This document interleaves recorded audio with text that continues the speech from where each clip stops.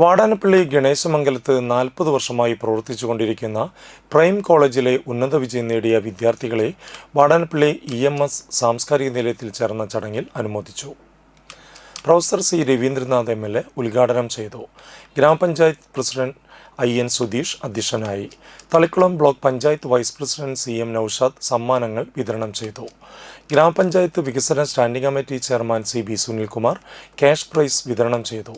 മെമ്പർമാരായ Shaju Panikkaveettil, Shruthi Ajith, Noufal Valiyakath, advocate Joy, Shakeela Usman, Naithik, prime college principal SB Abdul Sathar മാഷ്, KS Binoj എന്നിവർ സംസാരിച്ചു. ജീവൻ കലാവേദി പാട്ടുകൂട്ടം ഗായകർ പാട്ടുകൾ അവതരിപ്പിച്ചു.